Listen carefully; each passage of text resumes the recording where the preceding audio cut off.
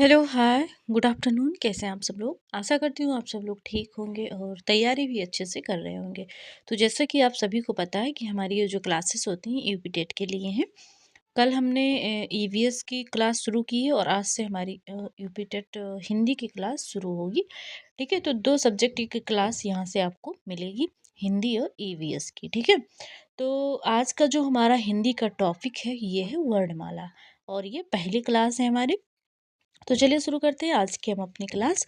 तो सबसे पहले हम ये जान लेते हैं कि जो हिंदी शब्द है ये किस भाषा का शब्द है और इसकी उत्पत्ति कैसे हुई। ठीक है, यहाँ से क्वेश्चन बनते हैं आपके। ठीक है दोस्तों, चलिए सबसे पहले हम जानते हैं कि हिंदी जो है ये किस भाषा का शब्द है। तो हिंदी फारसी भाषा का शब्द है। जो हिंदी शब्द है इसकी उत्पत्ति कैसे हुई, हिंदी बना कैसे शब्द। तो जो ईरानी लोग थे ये इन्हीं के द्वारा हिंदी शब्द की उत्पत्ति हुई। कैसे? तो जो सिंधु नदी थी उसके जो आसपास के जो सिंधु नदी के आसपास के जो क्षेत्र थे उन्हें सिंध क्षेत्र कहा जाता था और जो ईरानी लोग थे उस सिंधु को हिंदू पढ़ते थे। सिंधु को क्या पढ़ते थे? हिंदू पढ़ते थे। तो धीरे धीरे हिंदू से क्या बना? हमारा हिंद बन गया। उसी प्रकार हमारी धीरे धीरे क्या हुआ? हिंद बना, हिंद से फिर हिंदी बन गई।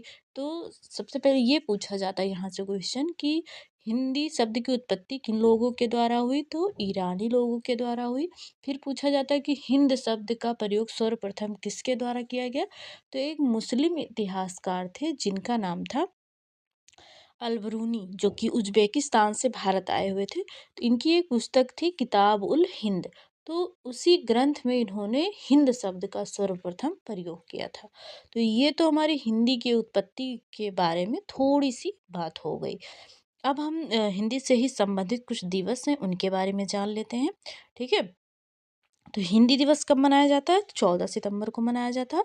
विश्व हिंदी दिवस 10 जनवरी को मनाया जाता है। अंतर्राष्ट्रीय मातृभाषा दिवस 21 जनवरी को मनाया जाता है। और भारतीय संविधान द्वारा इसे कब मान्यता दी गई? तो 14 सितंबर 1949 ईस्वी को भारतीय संविधान द्वारा हिंदी को मान्यता दी गई। तो इतनी चीज़ें हमारे हिंदी के बारे में होगी, थोड़ी सी जानकारी हमने ये ले ली और आशा करती हूँ कॉपी और पेन आप सभी लोग लेकर बैठे होंगे क्योंकि नोट्स भी बनाना ज़रूरी है। आप सभी को पता है कि आपके जो एग्ज़ाम है वो जुलाई में है। ठीक है? तो नोट्स अगर बने रहेंगे तो जब एग्ज़ाम आएगा तो आपको रिवीजन करने में आसानी हो जाएगी। बार बार आप वीडियोज़ नहीं देख सकते। क्यों? क्योंकि वीडियोज़ में टाइम लगता है। एक वीडियो 1 घंटे आधे घंटे ऐसी होती है, लेकिन आप वही चीज़ अगर नोट्स किए रहेंगे तो 10 से 15 मिनट में आप कवर कर ले जाएंगे। 1 घंटे की वीडियो 10 से 15 मिनट की मैं बात कर रही हूँ। तो इतना ज़्यादा अंतर है, तो इसीलिए आप शॉर्ट नोट्स ज़रूर बनाएं। ठीक, चलिए बढ़ते हैं। अब वर्णमाला की बात करते हैं। तो वर्णमाला जो है ये 2 शब्दों से मिलकर बना हुआ है। कितने शब्दों से? 2 शब्दों से मिलकर बना हुआ है। आखिरी कौन कौन से हैं? तो वर्ण प्लस माला। ठीक, अगर इसकी परिभाषा की हम बात करें तो वर्णों के व्यवस्थित क्रम में लिखना या लिखा होना ही क्या कहलाता है? हमारा वर्णमाला कहलाता है। अगर वर्णमाला की हम संख्या की बात करें तो अगर आपके एग्जाम में आता है कि वर्णों की संख्या कितनी है?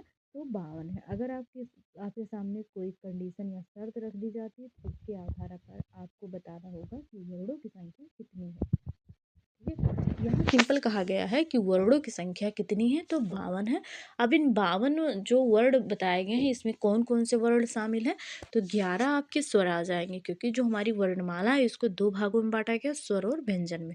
तो 11 हमारे स्वर आ जाएंगे, 25 स्पर्श व्यंजन आ जाएंगे, 4 हमारे ऊष्म व्यंजन हो जाएंगे और ये सारी चीज़ें अभी हम पढ़ेंगे। केवल ये जो 12 हैं वर्ण हैं इनको देख लेते हैं कौन कौन से इसमें शामिल है। ठीक है? 4 हमारे अंतस्थ हो जाएंगे, 4 संयुक्त हो जाएंगे, 2 द्विगुण या उत्क्षिप्त जिसे बोलते हैं वो हो जाएंगे और 2 अयोगवा हो जाएंगे। ठीक है? तो ये हमारे हो गए 52 वर्ण। अब हम उच्चारण के आधार पर देख लेते हैं कि वर्णों की संख्या कितनी है। तो अगर उच्चारण की बात करें हम कि उच्चारण के आधार पर, तो उच्चारण के आधार पर जो वर्ण हमारे हैं इनकी संख्या है 45। कितने हैं? 45। अब 45 कैसे हैं और कौन कौन से इसमें शामिल है, कौन शामिल नहीं है, इसकी जानकारी हम ले लेते हैं। तो यहाँ पर कहा गया है कि उच्चारण के आधार पर स्वरों की संख्या 10 बताई गई है। कितनी बताई गई? 10 बताई गई है। मूल स्वर कितने हैं? तो मूल स्वर हमारे 11 हैं। अगर ये आता है कि मूल स्वरों की संख्या कितनी है? तो 11 है।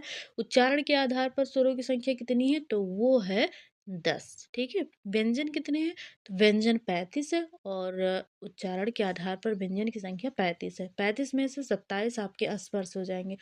अब आप कहेंगे कि हाँ, आपने तो 25 बताया स्पर्श व्यंजन। तो भाई आप ये देखिए, जब आप उच्चारण के आधार पर स्पर्श व्यंजन देखेंगे तो इसमें 25 में 2 और जोड़ दिए जाते हैं। कौन से? ड और ढ।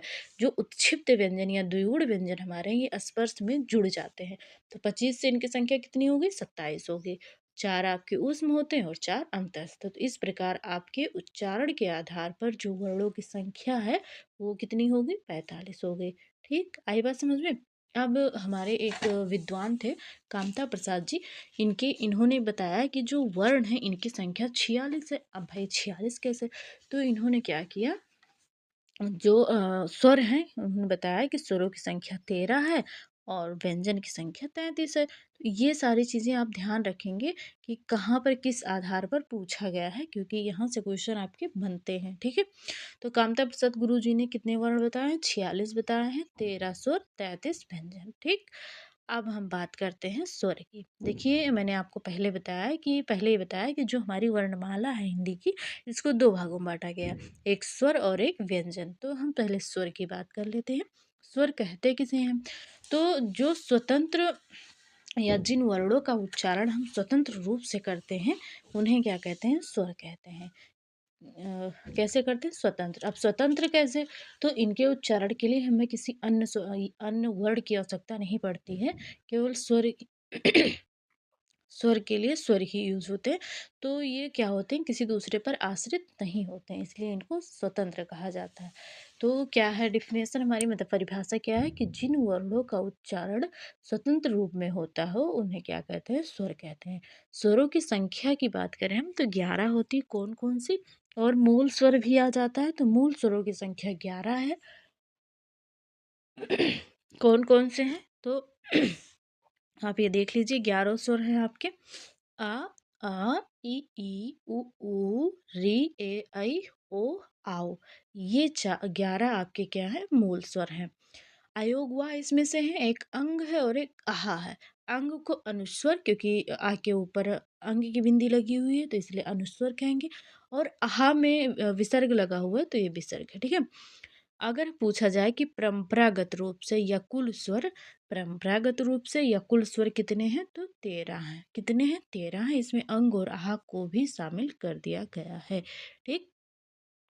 उच्चारण के आधार पर स्वरों की संख्या कितनी है? पहले ही देख चुके हैं। तो उच्चारण के आधार पर स्वरों की संख्या 10 है। क्यों 10 है भाई? आपने तो कहा था 11 है। तो इसमें जो री है ये बना है रा और प्लस ई से मिलकर बना है। ये है व्यंजन और ये है स्वर।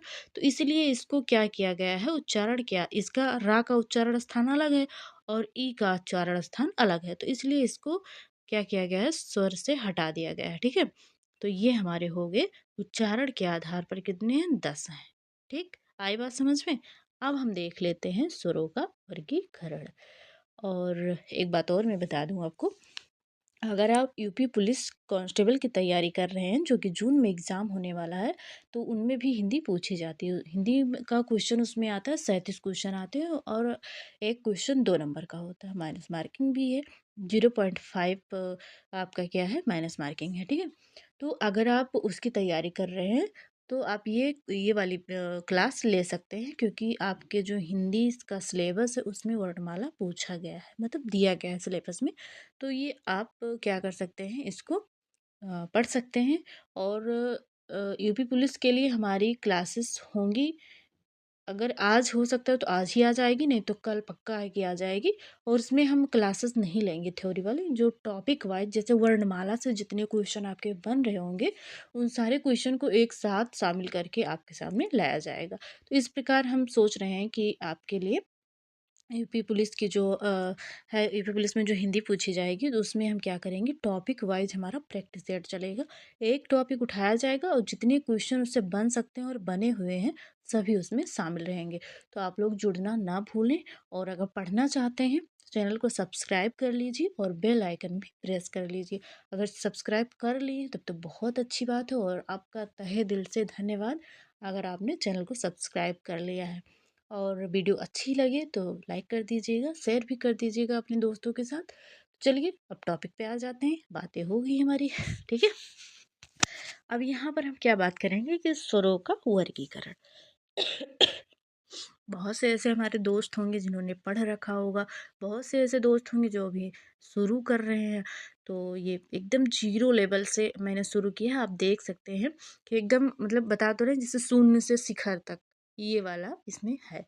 ठीक है, एकदम जीरो से शुरू करेंगे और जहाँ तक क्वेश्चन पूछे जाने के चांसेस हैं वहाँ तक हम लोग जाएंगे और उसके ऊपर तक जा सकते हैं, इसमें कोई वो नहीं है। ठीक है, तो स्वरों का वर्गीकरण इसको दो भागों में बांटा गया है, एक रचना या संरचना के आधार पर और एक मात्रा के आधार पर। तो रचना या संरचना के आधार पर अगर हम स्वर का वर्गीकरण करें या भेद देखें या प्रकार देखें तो 3 प्रकार के होते हैं। कौन कौन से? मूल स्वर या जिसे हम ह्रस्व या लघु स्वर कहते हैं। दूसरा हमारा है कि दीर्घ स्वर और तीसरा है प्लुत स्वर। तो देखिए, मूल स्वर, ये क्वेश्चन पूछा है कि मूल स्वरों की संख्या कितनी है, तो 4 है। और ये 4 है, ये वाले देखिए आप नीचे देख सकते हैं, ये हमारे हैं मूल स्वर। कौन से हैं? मूल स्वर कितने हैं? 4 है। ठीक है, मूल स्वरों की संख्या 4 है।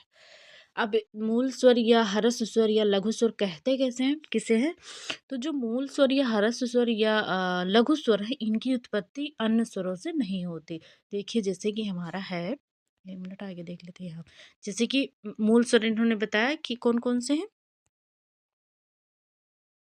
आ, ई, उ और रे। ठीक है, तो इनकी उत्पत्ति जैसे कि इन स्वरों को बनाने में केवल यही है, कोई दूसरा स्वर इसमें शामिल नहीं हुआ।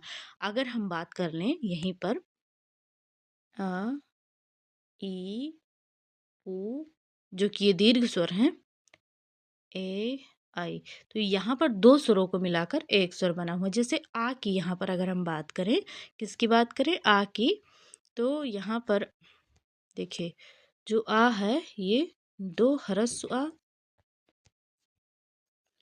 तो आप ये देख सकते हैं कि ह्रस्व आ और ह्रस्व आ को मिलाकर हमारा क्या बन गया? दीर्घ आ। तो और फिर ह्रस्व ई और ह्रस्व ई को मिलाकर क्या बन गई? दीर्घ ई बन गई। उसी प्रकार ऊ भी है, इसे बन गया दीर्घ ऊ। ठीक है, तो यही देखिए कि जो हमारा ह्रस्व है या मूल स्वर हमारे हैं वो उन्हें उन्हें मतलब कि उन उन वो क्या होते हैं, वो स्वतंत्र होते हैं, उन्हें उनके लिए दूसरों की आवश्यकता नहीं होती है। लेकिन बाकी जो हमारे स्वर हैं उनको क्या होता है कि एक दूसरे की आवश्यकता होती है। जैसे हमारे व्यंजन होते हैं वो स्वर की सहायता से लिखे जाते हैं या बोले जाते हैं, उसी प्रकार जो हमारे अन्य स्वर हैं मूल स्वर को छोड़कर उन्हें भी दूसरे जो स्वर होते हैं उनको उनकी आवश्यकता पड़ती है, उनकी सहायता से लिखे और बोले जाते हैं।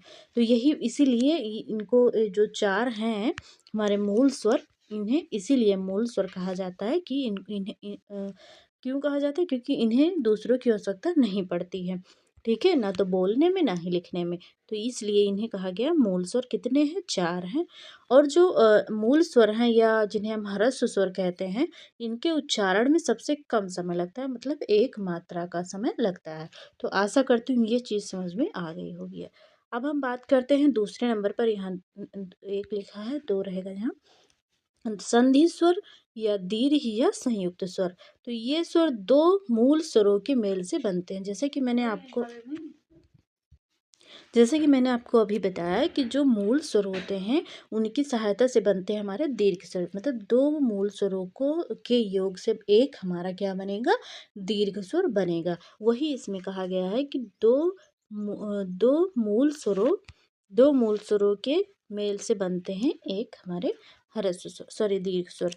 और उनके उच्चारण में ह्रस्व स्वरों से ज़्यादा, मतलब 2 मात्रा का अधिक समय लगता है। जैसे उसमें 1 मात्रा का समय लग रहा था ह्रस्व स्वर में या मूल स्वर में, तो जो दीर्घ स्वर है इसमें 2 मात्रा का समय लगेगा। मतलब कि ऐसा मान लीजिए कि ह्रस्व स्वर से दुगुना समय यहाँ पर लगता है। और जो ह्रस्व या दीर्घ स्वर है, सॉरी ह्रस्व नहीं, दीर्घ या संयुक्त स्वर जो हैं, इनकी संख्या कितनी है? 7 है। कितनी? दीर्घ स्वरों की संख्या कितनी है? 7 है। कौन कौन से? देखिए, दीर्घ आ, 1 मिनट रुकिए, दीर्घ आ, दीर्घ ई, दीर्घ उ, ए, आई, ओ, औ। ये हमारे कौन से हैं? संधि स्वर या संयुक्त स्वर। अगर संधि स्वर के प्रकार की बात की जाए तो ये भी हैं कौन से? दो प्रकार के हैं, एक सजातीय स्वर है, एक विजातीय स्वर है। सजातीय मीन्स जो क्या हो जिनका जिन दो हरस स्वरों का मेल हो वो समान हो। मतलब जैसे ये देखिए नीचे आप देख सकते हैं यहाँ पर, अगर जो दीर्घ आ है ये आपका सजातीय में आ जाएगा, तो इसको बनाने में दो हरस आ जाएंगे, तो ये बन गया हमारा दीर्घ आ। तो ये हमारे सजातीय में आ जाएंगे। जैसे ई हम देखें तो दीर्घ ई है, तो इनका मेल अगर हम दो दीर्घ ई से करवा दें तो हम सॉरी ह्रस्व ई से करा दें तो दीर्घ ई बन जाएगा। मतलब अगर ये दो चीज़ें समान हो तो वो सजातीय में आ जाएंगी। अगर हम विजातीय मतलब कि असमान की बात करें, विजातीय मीन्स असमान। जैसे हमारा ए है, ठीक है,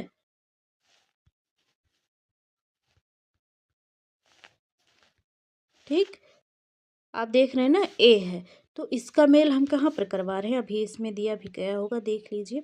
ये देखिए यहाँ पर नीचे दिया गया है, हमें वहाँ लिखने की ज़रूरत भी नहीं है, क्यों? क्योंकि बहुत बड़ा बड़ा लिख जाता है। अब ये देखिए सजातीय स्वर है, तो दो हरस आ को मिलाकर हमने एक दीर्घ बना लिया। तो यहाँ पर ये कहा जा रहा है कि अगर ये दोनों समान हैं, जहाँ भी अगर मेल हो रहा है, दो समान स्वरों के मेल से एक स्वर दीर्घ स्वर बन रहा है, तो वो सजातीय में आ जाएगा। अगर दो असमान अगर हम हरस जो हरस या मूल स्वर बोल दीजिए, हरस में मूल स्वर बोलिए। दो असमान मूल स्वरों को अगर हम मिला रहे हैं और हमारा क्या बन रहा है? दीर्घ दीर्घ स्वर बन रहा है, तो वो विजातीय में आ जाएगा। अगर असमान ह्रस्व स्वर है या मूल स्वर है तो विजातीय, अगर समान है तो सजातीय। इतना आप मान लीजिए। तो देखिए यहाँ पर भी मैंने आपको बता दिया, ये भी मैंने आपको बताया। और ये देखिए विजातीय स्वर, तो ये आ और ई से बन गया ए, आ और ए से बन गया आई, और आ और ऊ से बना ओ, और आ और आओ से बन गया आओ। तो ये विजातीय हो गए। तो इसमें सजातीय और विजातीय की संख्या कितनी है? अगर हम देखें तो जो सजातीय स्वर है इनकी संख्या 3 है, और जो विजातीय स्वर है इनकी संख्या 4 है। सजातीय कौन कौन से हैं? तो दीर्घ आ, दीर्घ ई और दीर्घ ओ, ये हमारे सजातीय हो गए। विजातीय कौन कौन से हैं? तो ए, आई, ओ, औ, ये 4 हमारे विजातीय हो गए। ठीक है। आशा करती हूँ समझ में आ गया होगा। अब हम पुलुत स्वर की बात कर लेते हैं। तो जो पुलुत स्वर है, जिन स्वरों के उच्चारण में ह्रस्व से 3 गुना समय लगे, या जिन स्वरों के उच्चारण में दीर्घ से भी क्या हो अधिक समय लगे, वो हमारा पुलुत स्वर होता है। और हिंदी में इसका बहुत कम प्रयोग किया जाता है, संस्कृत में इसका प्रयोग ज़्यादा किया जाता है। जैसे हमें बोलना है ओम, तो बोलते हैं नहीं ओम, मतलब कि जो ओ और माँ के बीच वाला है ना, उसको क्या करते हैं? लंबा खींचते हैं। तो ये हो गया हमारा प्लुत स्वर, इसमें 3 मात्रा का समय लगता है। तो ये तो हमारे हो गए रचना या संरचना के आधार पर। और आशा करती हूँ ये चीज़ें इतनी समझ में आ गई होंगी आपको। कहीं-कहीं पर मैं थोड़ा क्या होता है ना, बोलना कुछ और चाह रही हूँ तो बोल कुछ और दे रही हूँ। तो थोड़ा सही हो जाएगा ये भी, क्योंकि अभी नया-नया पढ़ाना शुरू किए हैं तो हो जाता है ऐसा। तो ऐसी कोई बात नहीं है कि आप समझ ना पाएँ, समझ जाते होंगे आप सभी लोग। ठीक है? अगर ना समझ में आए तो भी आप बता सकते हैं, मैं दोबारा ये चीज़ें बता दूँगी, क्योंकि मुझे लगा अभी आपको वो दीर्घ स्वर समझाते हुए कि कई मतलब जैसे ह्रस्व बोलना था, मैं दीर्घ बोल रही थी। तो ये चीज़ें थोड़ी-सी है, मुझे लगी कि हाँ, ऐसा नहीं होना था। तो अगर नहीं समझ में आएगा तो कमेंट कर दीजिएगा, मैं अगली वीडियो में इसको समझा दूँगी और अच्छे से, ठीक है? अब मात्रा के आधार पर देख लेते हैं। तो मात्रा के आधार पर 2 प्रकार के, अगर मात्रा के आधार पर अगर हम स्वर देखें तो मूल रूप से 2 प्रकार के होते हैं, लेकिन दिया रहता है 3। अब 3 क्यों? अगर देखिए आपके एग्ज़ाम में अगर आ रहा है कि मात्रा के आधार पर स्वरों की संख्या कितनी है, तो आप 2 ही लगाएँगे। क्यों? क्योंकि जो प्लुत स्वर है ये संस्कृत में यूज़ होता है, हिंदी में यूज़ बहुत कम होता है, तो इसको मात्रा के आधार पर नहीं लिया गया है, ठीक है? तो पहला क्या है? ह्रस्व स्वर, एक मात्रक, मतलब कि इसके उच्चारण में सबसे कम समय, एक मात्रा का समय लगता है, ये होते हैं हमारे ह्रस्व स्वर, और इनकी संख्या कितनी है? 4 है। ई, आ, ई, ऊ और री। दीर्घ स्वर द्विमात्रिक, तो इसके उच्चारण में ह्रस्व स्वर से 2 गुना या 2 मात्रा का अधिक समय लगता हो, वो होते हैं हमारे दीर्घ स्वर। और ये संख्या में कितने हैं? 7 हैं। इसमें से ये 3 हमारे क्या हैं? सजातीय हैं और ये 4 हमारे विजातीय हैं। और सजातीय और विजातीय क्यों कहा गया है मैंने आपको समझा दिया है। दोबारा देख लीजिए क्योंकि मुझे लगा मैं थोड़ा अच्छे से नहीं समझा पाई। तो अगर 2 समान देखिए, अगर 2 समान मूल स्वर क्या हो रहे हैं? 2 समान मूल स्वरों को मिलाकर अगर नया दीर्घ स्वर बन रहा है, तो वो हमारा किसमें आ जाएगा? सजातीय में आ गया। मतलब अगर समान समान वर्ण का मेल किया जा रहा है तो वो सजातीय है, और अगर असमान वर्ण का मेल किया जा रहा है तो वो क्या है? हमारा विजातीय है। इतनी सिंपल चीज़ थी जो थोड़ा मैं अभी गड़बड़ कर रही थी, तो इतना आप समझ लीजिए कि अगर समान वर्ण के मेल से अगर बन रहा है तो सजातीय, अगर असमान से बन रहा है तो विजातीय। ठीक है, आ गई बात समझ में? अब सजातीय ये 3 क्यों कहा गया मैंने अभी आपको बताया, और ऊपर दिया भी गया है, तो एक ही चीज़ बार बार बताने का कोई फ़ायदा नहीं है। अब हम प्लुत स्वर की बात कर लेते हैं। तो इनमें 3 मात्रा का समय लगता है। उच्चारण में दीर्घ स्वर से भी अधिक समय, मतलब 3 मात्रा का समय लगता है। जैसे ओम, राम। जैसे किसी किसी को हम आवाज़ दे रहे हैं, मान लीजिए कि आपके घर में जो छोटा भाई या बहन या आपका कोई भी मान लीजिए हो, उसका नाम है राम। ठीक है, अगर आप उसको आवाज़ दे रहे हैं तो उसे बोलेंगे राम, मतलब राम इधर आओ। तो जो बीच में खींच रहे हैं माँ को ना लंबा, वही आपका क्या है? प्लुत स्वर है। तो आशा करती हूँ इतनी चीज़ें आपको समझ में आ गई होंगी। मुझे यहाँ थोड़ा सा गड़बड़ लगा, जो कि मैं कल दोबारा ये बता दूंगी आपको, कल वाली वीडियो में। ठीक, क्योंकि आज अगर मैंने इसी में फिर बताया तो बड़ा घोष पोष हो जाएगा एक ही में। तो ये जो सजाती हुई विजाती है, अगर आ गया होगा समझ में, तो एक क्या कर दीजिएगा आप लोग, एक थम क्या कर दीजिएगा, एक थम उसमें कमेंट बॉक्स में कर दीजिएगा, तो मैं जान समझ जाऊंगी कि हाँ आपको समझ में आ गया। अगर नहीं समझ में आया है तो आप क्या करेंगे, लिख दीजिएगा कि ये चीज़ समझ में नहीं आई, आप दोबारा बता दीजिए। तो मैं अगली वीडियो में जो कल हमारी क्लास होगी उसमें मैं ये शामिल कर लूँगी, और नहीं करेंगे आप कमेंट तो भी मैं शामिल करूँगी, क्योंकि मैं संतुष्ट नहीं हूँ इस चीज़ से कि ये मुझे खुद लग रहा है कि ये समझ में आपको नहीं आया होगा, क्योंकि मैंने थोड़ा सा गड़बड़ किया है यहाँ पे। ठीक है, तो चलिए मिलते हैं अगली क्लास में, अभी जो कुछ देर बाद आने वाली है आपकी ईवीएस की। तो आज के लिए तो इतना ही, और जितनी चीज़ें समझ में आ गई होंगी उसको नोट कर लीजिएगा। अगर नहीं समझ में आई होगी तो भी नोट कर लीजिएगा, और कल वाली में समझ लीजिएगा। ठीक है, तो नोट्स अच्छे से आप लोग बना लीजिएगा, और आशा करती हूँ कि आप लोग लाइक भी कर देंगे अच्छे से, मतलब लाइक तो करेंगे ही भाई, पसंद आया होगा वीडियो। तो चलिए मिलते हैं अगली वीडियो में। Bye bye.